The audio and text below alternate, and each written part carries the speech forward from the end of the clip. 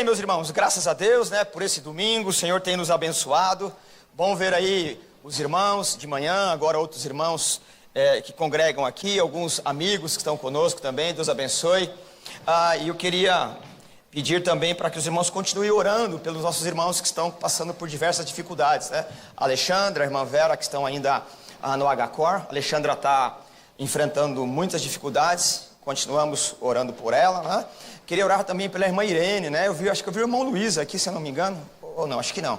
Mas continuo orando pela irmã Irene, também pelo casal que está sempre conosco às quintas-feiras, o Marabá e o Sol, e tantos outros irmãos aí que enfrentam dificuldades.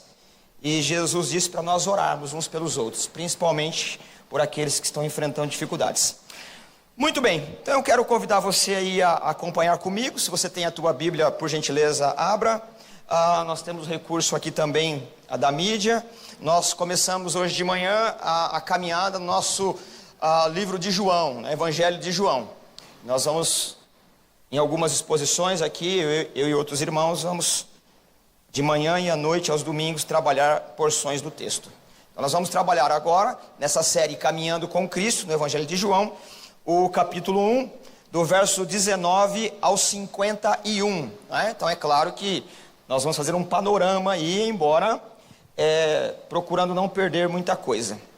Pela manhã, nós lemos e trabalhamos aqui o verso 1 ao 18, em que nós enfatizamos que esse texto, essa porção, ela é o sumário de onde o João ele pontua tudo que vai ser trabalhado até o último capítulo. Então, nós vimos aí a importância de entender que Jesus é o Deus encarnado, né? O Deus Criador que se fez homem, que é o Cordeiro de Deus, o João Batista, que é sumariado também. E agora então começa a desenrolar as cenas. É como se você tivesse um novelo de lã, né? Você encontra ali o fio, agora você puxa, né, o fio da meada e você vai entendendo a coisa toda aqui. Então nós vamos trabalhar aí o verso 19, só para que você tenha uma situação da coisa. Do verso 19 ao verso 28, você tem aí um questionamento sobre João. O João precisa responder quem ele é, e ele vai fazer. No verso 29... nós já temos aí uma outra informação. E aí o texto ele começa a pontuar. Você vai encontrar assim, no dia seguinte. É claro que essa informação do dia seguinte é em relação àquilo que o João nos disse aqui, né? O João Batista, o que aconteceu com ele. Aí no verso 35, você tem de novo pontuado aí, no dia seguinte. Então você percebe que ele vai pontuando o texto. E de novo no verso 43, no dia seguinte. Então se você faz uma contabilidade rápida aí, já são 3 dias. E lá no capítulo 2, verso 1, no terceiro dia. Então você vai percebendo uma evolução. E qual é a intenção do João, o autor, o evangelista aqui? É mostrar que à medida que algumas pessoas vão seguindo Jesus como discípulo, o grupo vai aumentando, né? As pessoas vão aumentando o número de pessoas. Isso me faz lembrar, enquanto eu estava estudando, me preparando para falar aqui essa noite, do hino que nós cantávamos na minha tenridade da juventude. Nós tínhamos um hino que cantava na mocidade alguma coisa mais ou menos assim. Tudo começou com um fiel que ergueu a mão para o céu e creu. E aí cada estrofe ia engrossando, né, a fileira. Até que então nós terminávamos alguma coisa mais ou menos assim, né? Hoje somos milhares de milhares que têm vida eterna em Sião. Então você percebe que o João ele está introduzindo, ele está nos dizendo aqui, é que a partir de um momento você tem o João Batista, depois no outro dia já tem 2, depois já tem 4, daqui a pouco tem uma multidão. Essa dinâmica vai aparecer. Vamos ao texto, eu vou fazendo a leitura à medida que vamos caminhando aqui para nós ganharmos tempo. Então vamos ao capítulo 1, verso 19 ao 28, que diz assim: Este foi o testemunho de João, quando os judeus de Jerusalém enviaram sacerdotes e levitas para lhe perguntarem quem ele era. Ele confessou e não negou, declarou abertamente: não sou o Cristo. Vamos continuar lendo, mas aqui eu já dou uma paradinha e já vamos discutir alguma questão aqui. O João Batista, quando ele começa a sua pregação, cumpre-se uma profecia de Malaquias. Lá no capítulo 4, é o último texto do Antigo Testamento, que tem uma promessa que o Elias viria. Isso, daqui a pouco nós vamos trabalhar aqui e amarrar essas pontas aqui também, para entender quem é o Elias. Mas quando ele aparece, O João Batista, à beira do Rio Jordão, ele prega com tanto entusiasmo, com tanta graça, que as pessoas vão chamando umas às outras para ouvir esse sujeito que aparece. Um sujeito excêntrico, até entre aspas aí, né? Um sujeito meio que estranho, que se vestia de uma forma bastante peculiar. E isso chama a atenção das autoridades lá em Jerusalém. Isso está acontecendo a mais ou menos uns 100 quilômetros de Jerusalém, lá na Galileia, no lugar que também chama Betânia. Temos uma Betânia no sul, não é? E o João está pregando ali. E essa vibração do João Batista, esse entusiasmo, essa eloquência, é porque desde Malaquias, onde encerra o cano do Antigo Testamento, onde é o último profeta, houve um silêncio profético, ou período interbíblico, ou também conhecido como silêncio, né? Não tem profecia. Você tem 400 anos em que você não tem um profeta que é erguido por Deus para falar em nome de Deus. Então há ali um marasmo, um silêncio ensurdecedor acerca da voz de Deus. Você tem a ação de Deus na história, Deus levanta os medos persas, Deus levanta o Alexandre o Grande, vem os romanos, mas não há um profeta que fale com entusiasmo e inspirado por Deus.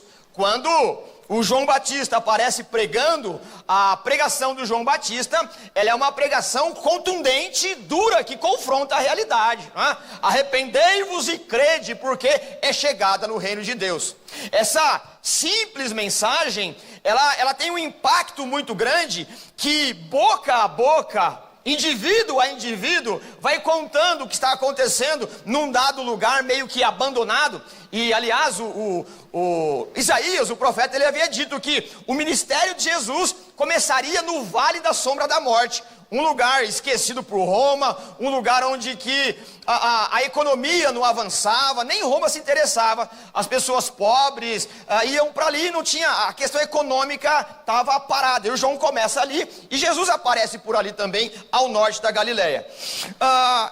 E essa notícia do João, ela vai aparecer, aliás, ela vai ser contada de um após um, e ela vai cair, vai chegar aos ouvidos das autoridades em Jerusalém.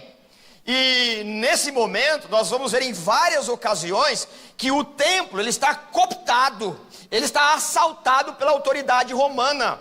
Tanto que em Jerusalém, você tem dois sumos sacerdotes, o Anás e o Caifás. Evidente que você deve considerar que a ideia de sumo sacerdote, ela é exclusiva. Você não pode ter dois sumos sacerdotes. E naquele momento, você tem dois, é como se tivesse dois presidentes num único país. É uma incongruência, é uma politicagem, não pode ter dois. No templo, então, você tem dois sumos sacerdotes. E Roma, ela taxou tudo, está tudo muito caro, o custo de vida está muito alto, e ninguém pode se insurgir contra o Estado. Roma, aliás, domina todas as coisas. É pedágio, para passar numa estrada precisa pagar. Você vai lembrar comigo que, uma certa ocasião, Jesus disse o quê? Se alguém quer a tua capa, dá a túnica também. Porque o que Roma estabeleceu? A Roma pavimentou as estradas, e daí você tem aquele ditado: todos os caminhos levam a Roma. De fato, Roma abriu tantos caminhos, isso fomentou a economia, só que você tem ali cobrança de pedágio.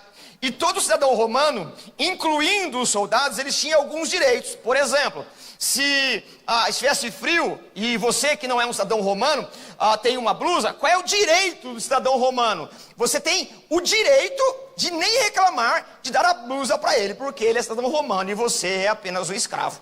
Por isso que Jesus disse: se alguém for pegar a tua capa, não reclama não, dá a túnica também. Uma outra lei romana que existia nesse momento, entre tantas outras, é que um cidadão romano, um soldado, por exemplo, ele não podia levar a bolsa dele, a mala, o peso, por uma distância. Então, o que Roma fez? Estabeleceu leis em que um escravo deveria levar a mala, o peso de um soldado romano, por 1 milha. E é claro que isso não é uma coisa muito confortável. Jesus diz o quê? Se alguém quer que você caminhe 1 milha com ele, vá 2, não reclama não. Surpreende essa gente. Isso várias vezes você vai encontrar nos textos, porque essa gente que vai investigar o que o João Batista está pregando, eles estão com medo de perder o privilégio no poder, porque o templo está cooptado pela politicagem romana. Então tudo que você tem no templo para o culto está taxado e muito alto. A gente vai ler isso no capítulo 2. Tanto que Jesus, quando vira a mesa dos cambistas, é porque o valor de um cordeirinho está muito alto, o culto está elitizado. E o pobre, por exemplo, quando não tinha condições de oferecer um animal, ele ia no pasto, fora do templo, e caçava lá uma rolinha e entregava para o Senhor, né? O culto dele lá. Só que o texto vai dizer que até as pombas, as rolinhas, estava muito caro. Então é claro que você tem uma fiscalização do Estado. É claro que não é simplesmente pregar. Quando João está pregando e juntando muita gente, chama a atenção de Roma. E aí então eles precisam ver, eles viajam e vão ver o que o João está pregando. Esse texto aqui, se você quiser um pouco mais de detalhe, basta você ler o capítulo 3 de Mateus. Então o capítulo 3 de Mateus, você pega e coloca aqui, você tem ele mais estendido aí. Então olha o que o texto quer nos dizer a partir dessas informações. Verso 19. Este foi o testemunho de João, quando os judeus de Jerusalém, essa palavra judeus de Jerusalém, são aqueles que são responsáveis pelo templo. Quando os judeus de Jerusalém, principalmente no Sinédrio, enviaram sacerdotes e levitas para lhe perguntarem quem ele era. E ele confessou e não negou. Declarou abertamente: eu não sou o Cristo. Então o que você já deduz aqui? O João está pregando, a eloquência de um profeta está de fato aguilhoando a consciência de quem o escuta. E aí aquele movimento trouxe as autoridades. E aí então eles perguntam: você está pregando o quê? Por quê? Em nome de quem? E aí João vai dizer assim: eu não sou o Cristo. É claro que você tem uma resposta lacônica aqui. O diálogo ele é muito maior. No registro, o João ele só disse assim: eu não sou o Cristo. E aí no verso 21, você tem a outra pergunta. Perguntaram-lhe então: quem você é? É Elias? E eu já disse aqui que ele aparece numa excentricidade. A roupa dele era de pelo de camelo. Você sabe dessa história. E ele comia gafanhoto e mel silvestre no templo, né? Fora do templo, aliás, no deserto. Porque esse é o estilo de vida do João Batista, do Elias lá atrás, que quando também ele estava enfrentando um problema governamental com o Acabe e com a Jezabel. Então quando o texto diz que o João Batista é o Elias, nós não estamos falando de uma reencarnação, nós estamos falando de alguém que tem uma característica ministerial igual a. É como os adolescentes dizem hoje: você veio na pegada de tal pessoa, ou seja, você está igual a outra pessoa. Não é assim que eles dizem, né? Mais ou menos isso. Então o João Batista, ele veio na pegada de Elias. E lá em Lucas, no capítulo 3, ou verso 1, verso 35, se eu não me engano, mas se eu errar a ocorrência aqui, o texto está lá. As pessoas pensavam que ele era o Messias, porque eles estavam esperando. A ideia de Messias era alguém que ia libertá-los dessa opressão estatal. E o Elias e o João Batista, que agora é o nosso protagonista aqui, ele é de família sacerdotal. Ele é de uma linhagem sacerdotal. E o sacerdote, ele poderia, numa providência divina, ser um sumo sacerdote. E o sumo sacerdote, ele tinha alguns privilégios. Por exemplo, um sumo sacerdote, ele usava roupas especiais. O João Batista, por conta da politicagem, por conta da trama romana e da autoridade judaica que está ocorrendo, ele abre mão de uma possibilidade de ter uma roupa mais confortável e morar nos aposentos do templo. Ele vai morar no deserto e usa uma roupa rústica. O pão, a comida do sumo sacerdote são os pães da preposição, o pão quentinho, o pão que deveria ser oferecido para Deus, uma porção para ele. Quando João Batista abre mão daquele pão, daquela comida, daquele manjar que é para o sumo sacerdote, e come mel silvestre e o gafanhoto, ele está dizendo que ele prefere abrir mão de privilégio e morar no deserto e comer aquele tipo de comida do que ele está alinhado com a politicagem no templo. Então o estilo de vida dele é uma denúncia daquilo que está acontecendo. Se for para viver com esse privilégio aí no templo, mas mancomunado com essa politicagem, eu prefiro abrir mão de direitos e viver uma vida rústica. A vida dele em si é uma denúncia do que está acontecendo lá no templo. Então você percebe que a vida dele já é uma parábola por si mesmo. É por isso que alguém pergunta: você é o Elias? E eles estão citando o texto de Malaquias capítulo 4, 5 e 6. E o texto diz assim: vejam, eu enviarei a vocês o profeta Elias, antes do grande e terrível dia do Senhor. Ele fará com que os corações dos pais se voltem para os seus filhos, e os corações dos filhos para os seus pais. Do contrário, eu castigarei a terra com maldição. É claro que você tem todo um contexto aí do que está acontecendo, mas a última palavra que ocorre no Antigo Testamento é maldição.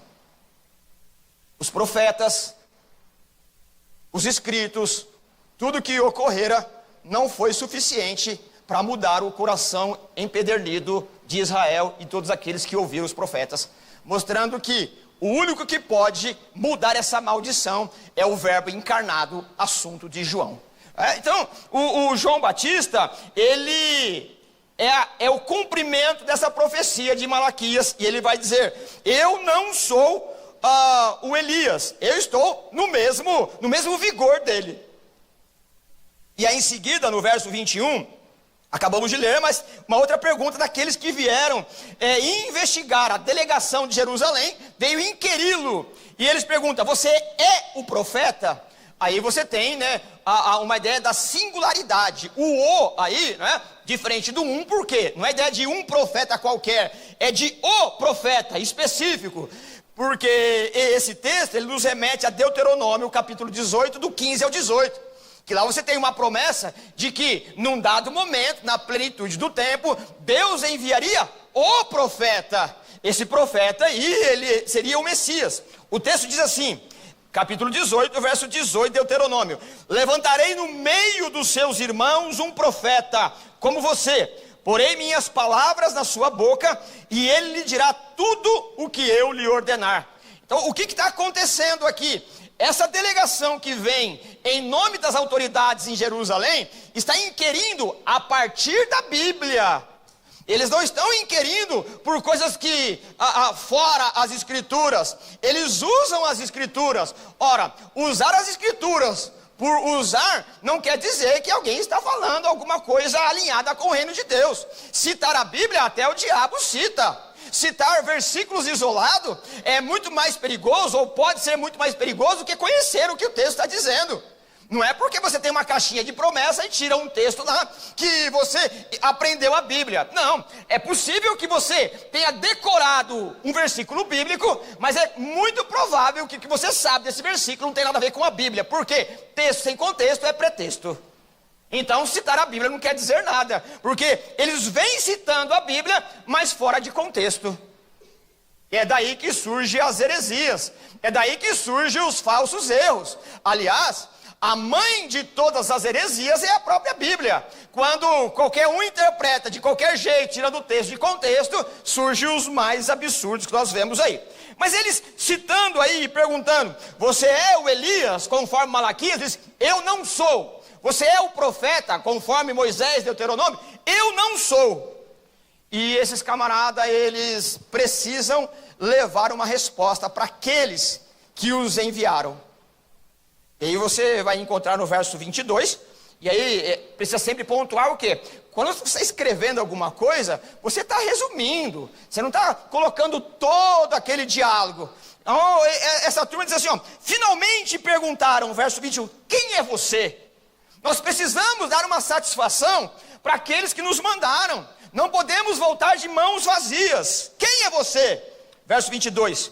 Dá-nos uma resposta para que a levemos àqueles que nos enviaram. Que diz você acerca de si próprio? E aí o João respondeu com as escrituras. Ele foi inquirido com as escrituras, ele responde com as escrituras. Isaías capítulo 40 diz assim, ele respondendo: eu sou a voz do que clama no deserto. Ele, quando diz a voz, você conhece essa palavra, né? Ela tem uma correspondência em língua portuguesa, né? Fonética, foné, a voz. Né? E ele está dizendo: olha, eu sou apenas a voz.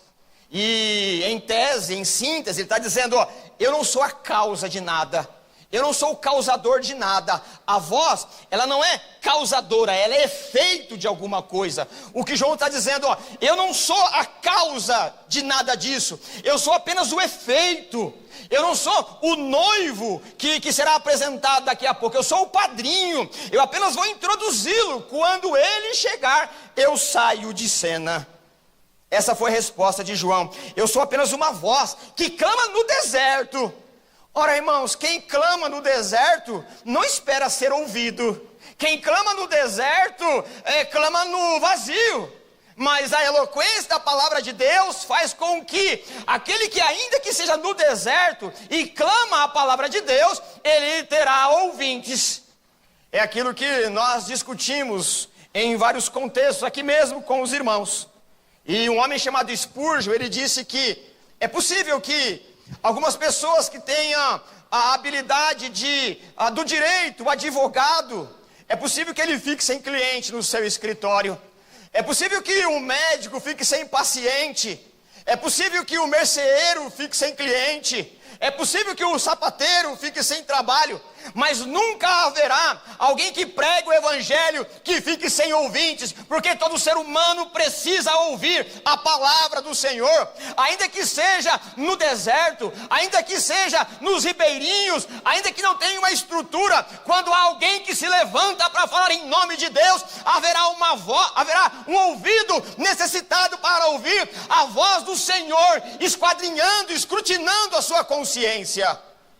Quem prega a palavra do Senhor não fica sem trabalho. Há trabalho pronto para você, cristão, que demanda toda a sua devoção.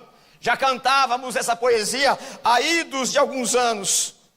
E o João Batista, ele tem certeza de que o efeito produzido daquela multidão que vem no deserto ouvi-lo, não é por conta da sua aparência, não é por conta da sua eloquência, é por conta da retumbante palavra do Senhor, que sempre encontrará alguém com sede da água da vida, que sempre encontrará alguém com fome do pão da vida, que sempre encontrará a necessidade de olhar para os olhos do Cristo da cruz, os olhos de chama que esquadrinha e que escrutina os nossos pensamentos e nos leva ao arrependimento. Por isso, o João, que agora tem a oportunidade de ser protagonista, ele sabe que precisa sair de cena. E o verso 24 diz assim: alguns fariseus que tinham sido enviados, interrogando-no, disseram: então, por que você batiza se você não é o Cristo, nem Elias, nem o profeta? E o João Batista, ele diz: eu batizo com água, mas depois de mim virá alguém que batizará com o Espírito. Se você depois tiver curiosidade, leia o capítulo 3 de Mateus. O Mateus, ele completa a frase: depois de mim vem aquele que batiza com Espírito e com fogo. São dois tipos diferentes de batismo. Aqui o João prefere apenas mostrar o que é o batismo com o Espírito Santo, que é sinônimo da salvação. Eu não sou digno, e ele diz, de desamarrar as suas sandálias. Desamarrar as sandálias, nesse contexto greco-romano, era a profissão mais baixa, era o topo da sociedade, o topo no sentido invertido, né? Era a base da pirâmide, era o trabalho mais indigno. Quando alguém tinha um escravo em sua casa, que quando ele adentrasse, um escravo pegasse as sandálias e lavasse os pés, era uma pessoa de nobre nascimento, né? Alguém que tinha nascido na eugenia, bom nascimento. E o escravo não era nem contado.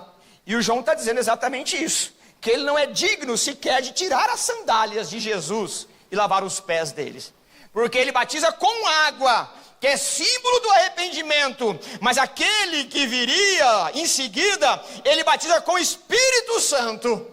Nós vamos trabalhar essa questão à medida que vamos trabalhando o Evangelho de João, então por isso eu não vou demorar muito tempo aqui. O que nós tiramos desse primeiro momento aqui, que o João Batista, ele demonstra extraordinária integridade, porque ele poderia aproveitar a fama, o sucesso e surrupiar o lugar que não era dele. Ele poderia, porque estava na crista da onda, porque quando ele pregava, as pessoas vinham ouvir e então se declarar o Messias. Mas aqui nós encontramos um homem extraordinário e íntegro, que não se aproveitou da popularidade para fazer uma autopropaganda, mas com temor extraordinário ele disse que ele não era o Cristo, ele era apenas a voz que clama no deserto. Irmãos, como é sedutor para cada um de nós querer ser protagonista onde nossos pés pisam, como o nosso coração, ele é facilmente seduzido para que sejamos a última bolacha do pacote, insubstituível. Mas aqui há um exemplo de alguém que entende o seu ministério e aquilo que Deus entregou na sua mão. Ele faz o papel dele e sai de cena. Ele não usurpa, ele não tem a intenção de se tornar o principal, porque ele sabe que ele tem uma tarefa de mostrar quem é o Cristo. E aí então, do verso 29 ao verso 34, nós temos o segundo momento aqui. O texto diz: no dia seguinte, João viu Jesus aproximando-se e disse: vejam, é o Cordeiro de Deus que tira o pecado do mundo. Nós já vimos isso de manhã, que o verbo se fez carne e habitou entre nós. O João, ele está no outro dia, a cena está se repetindo, ele está pregando, tem uma turma, as pessoas vêm ouvi-lo, e na sua atividade, no seu trabalho de docência, de pregação, ele vê Jesus passando, e ele dá um grito a plenos pulmões: vejam, é o Cordeiro de Deus. E mais uma vez nós vemos a integridade, que ele está começando a perceber que o trabalho dele nesse momento está acabando, porque agora está chegando o protagonista, porque agora está chegando o Deus encarnado, e quando o Deus encarnado chega, todos nós abrimos espaço para que ele entre, pois ele é o Rei da glória. Então você percebe que o João, no entusiasmo de súbito, tem uma exclamação aí na tua Bíblia, por conta do impacto, né? Vejam, é o Cordeiro de Deus que tira o pecado do mundo. E ele explica: este é aquele a quem eu me referi quando eu disse. Então ele vai dizer, né, aquilo que ele tem dito até então, ele vai repetir: este é aquele, vem depois de mim um homem que é superior a mim, porque já existia. Lembra do texto do capítulo 1, verso 1, no princípio era o verbo, e o verbo estava com Deus, e o verbo era Deus. A ideia de existir antes de mim, ela remete à eternidade, como nós já discutimos aqui pela manhã. Esse é aquele que está na eternidade, ele já existia antes de mim. Eu mesmo não o conhecia. É óbvio que ele não conhecia, porque a Trindade reserva-se ao conhecimento íntimo a ela mesma. O conhecimento divino, ele é intratrinitário. É o Pai que conhece o Filho, é o Filho que conhece o Espírito, e é o Espírito que conhece o Pai. E em aspectos, ele se revela a quem ele quer que seja conhecido. Não é gratuito, não é gratuito no sentido de obras. É por graça de Deus que nós conhecemos a Deus, porque ele quer se revelar. Porque conhecimento íntimo se basta a Trindade. E é isso que o João está dizendo aqui.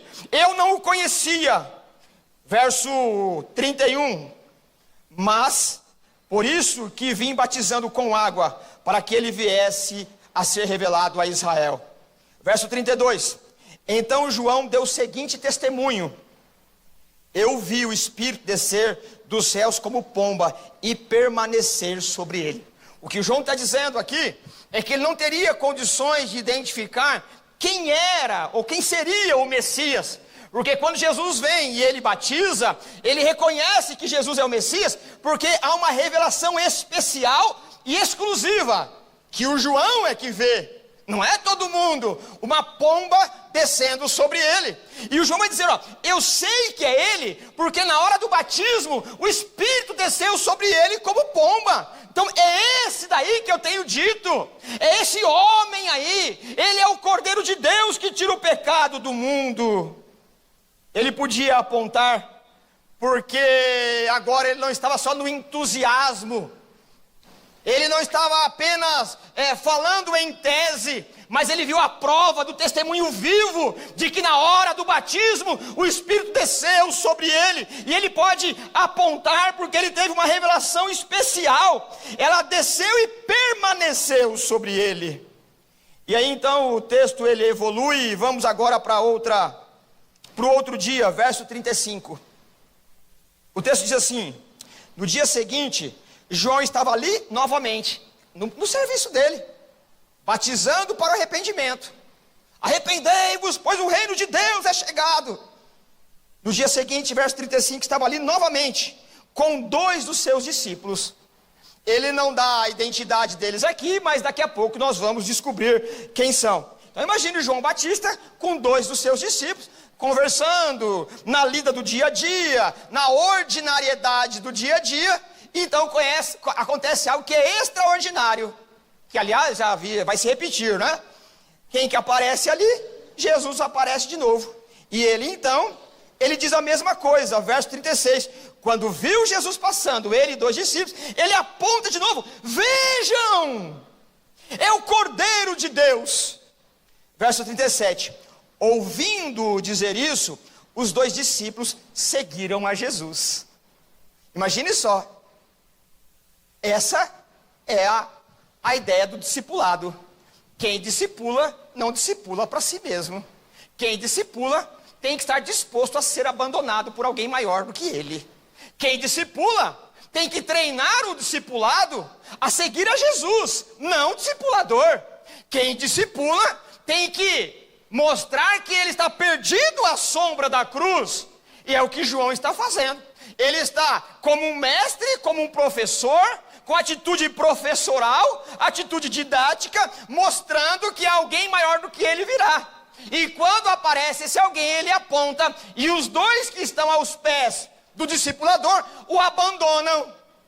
Se nós, com os nossos problemas de esquizofrenia emocional, como somos abandonados por alguém, a gente fica, me deixou. Mas quem discipula para Jesus, fica satisfeito que fez um bom trabalho. Quem discipula e é abandonado para que o outro siga Jesus, tem que dormir tranquilo, satisfeito que o trabalho está bem feito. Porque nem eu, nem você discipula para nós mesmos, discipula para que as pessoas sigam a Jesus, o Cordeiro de Deus.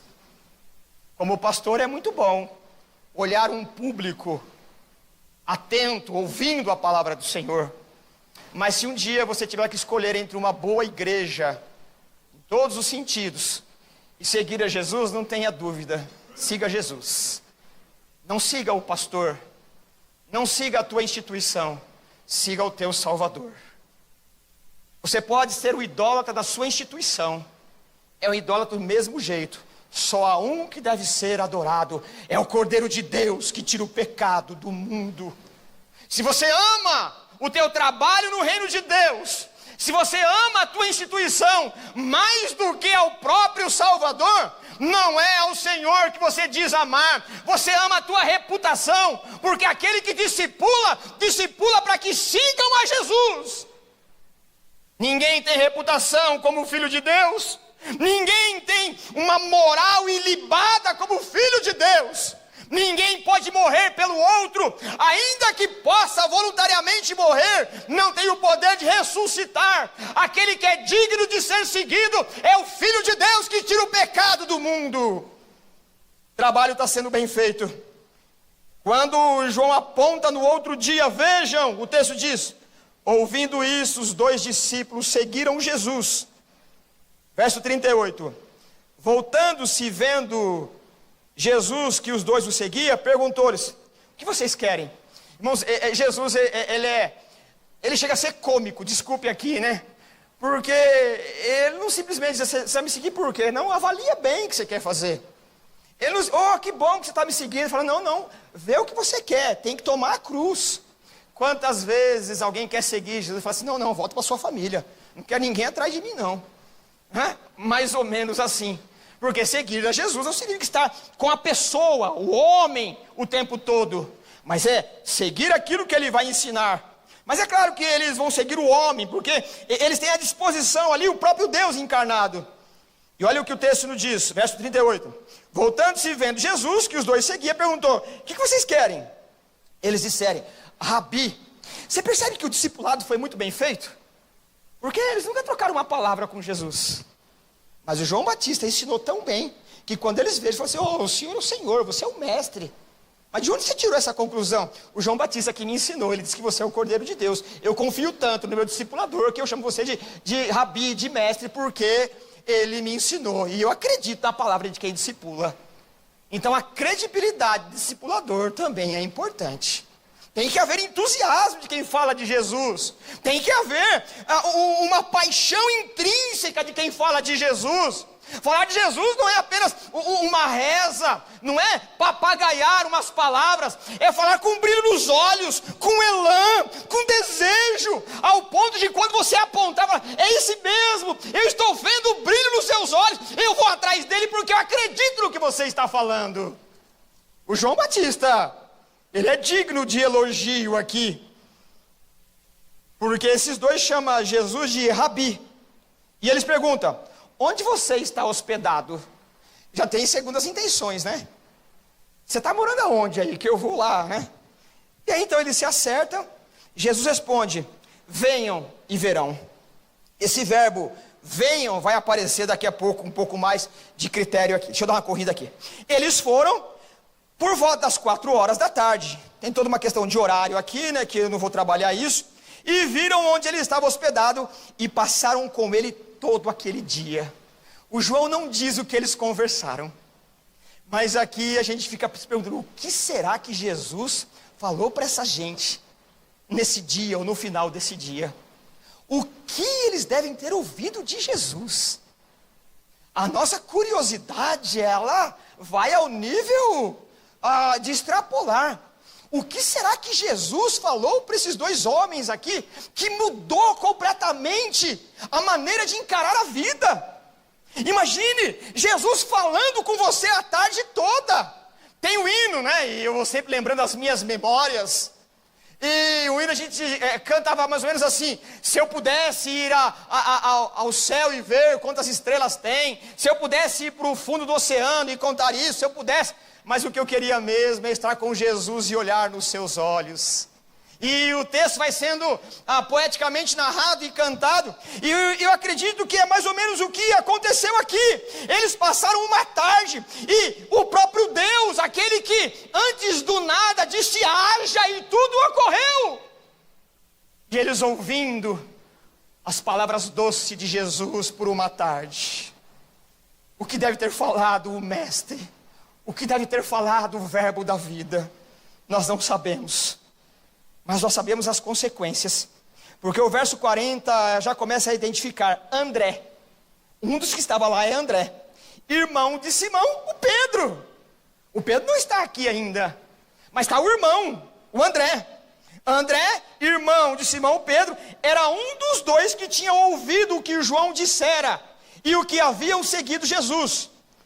O primeiro que ele encontrou foi Simão, seu irmão. Ele disse: achamos o Messias.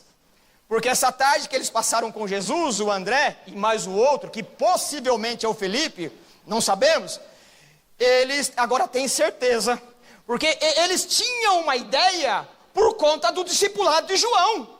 Mas agora, depois que eles passaram uma tarde com Jesus, eu acredito que eles foram conferindo. É isso mesmo que o João falou. Olha, ele está certo, olha ele dizendo, olha como as palavras brotam da intimidade desse homem. Nós não sabemos o conteúdo, mas quando eles saem dali, eles vão correndo.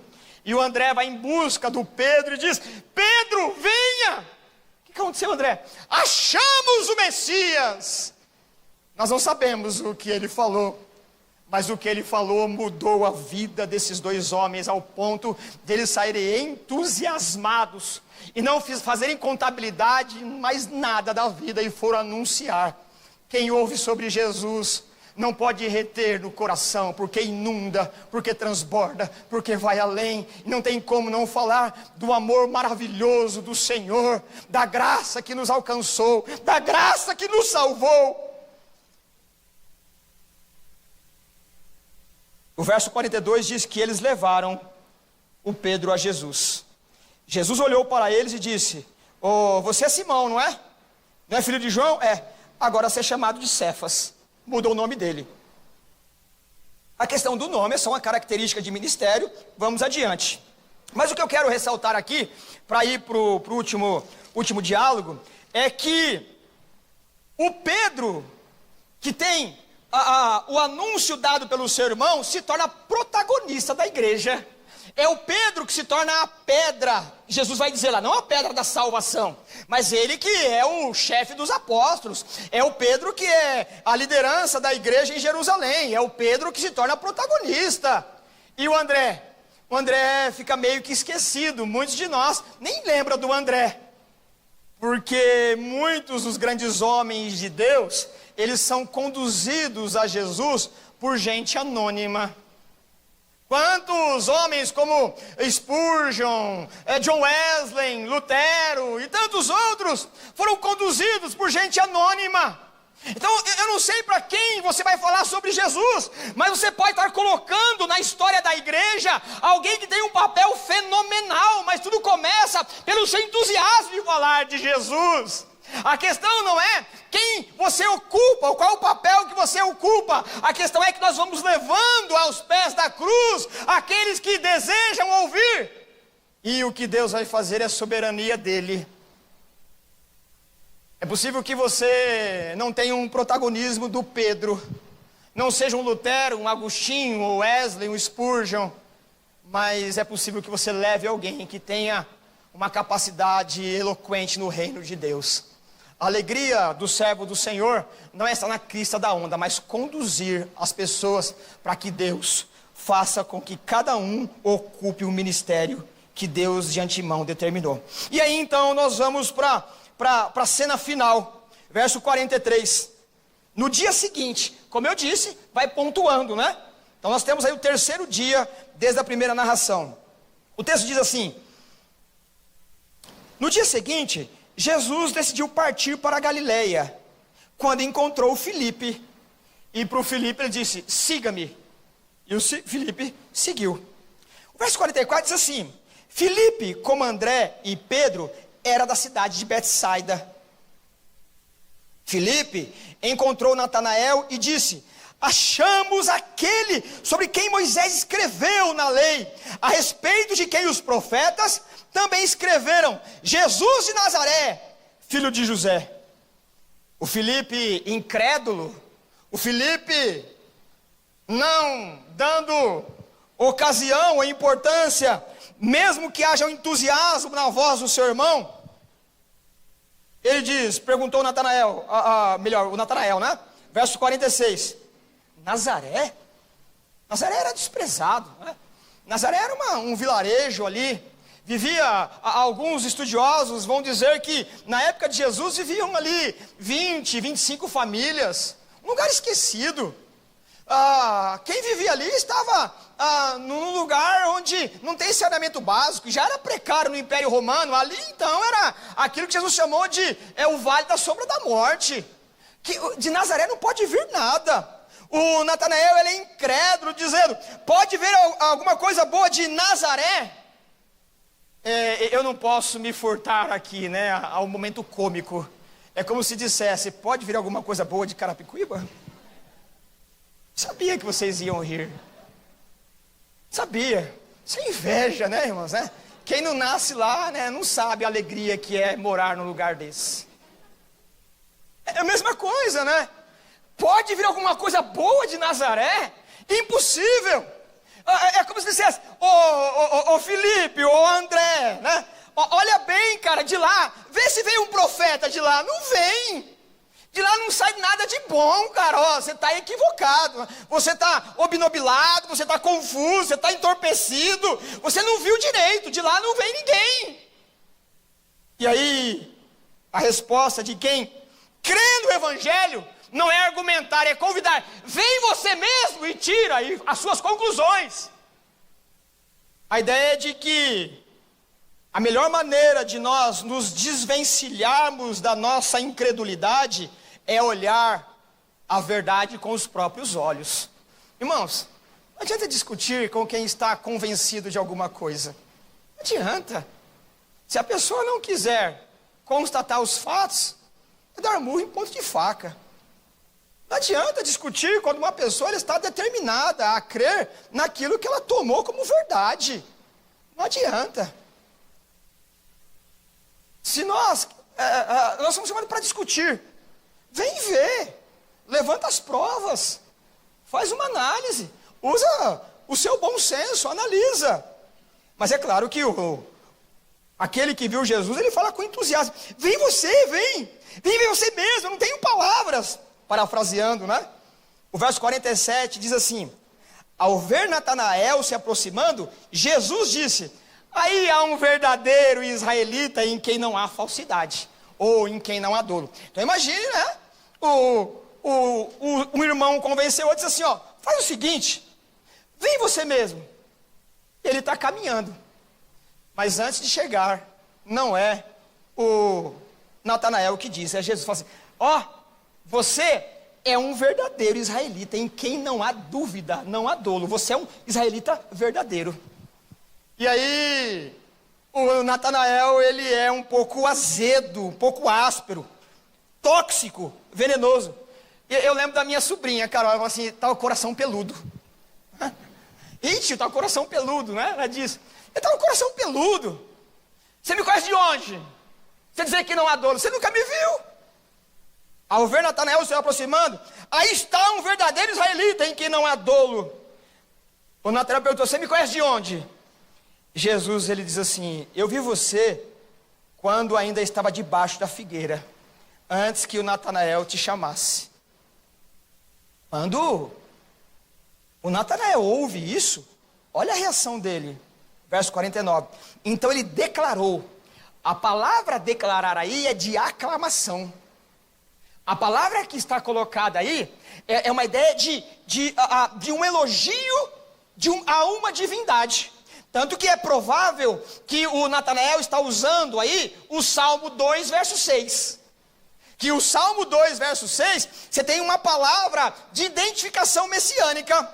O Natanael diz, mestre, tu és o Filho de Deus, tu és o Rei de Israel. Não é apenas uma resposta, é uma aclamação usando as Escrituras. Aliás, desde que nós começamos aqui, os fariseus usaram a Escritura, aqueles mandados pelos judeus de Jerusalém usaram as Escrituras. Então tudo que está sendo na contingência aqui, está sendo a partir das Escrituras. E o Natanael, ele usa Salmo 2,6, muito provavelmente. Agora, a nossa pergunta é, o que tem nessa palavra de Jesus, que viu Natanael antes sentado debaixo da figueira, que faz ele mudar de opinião?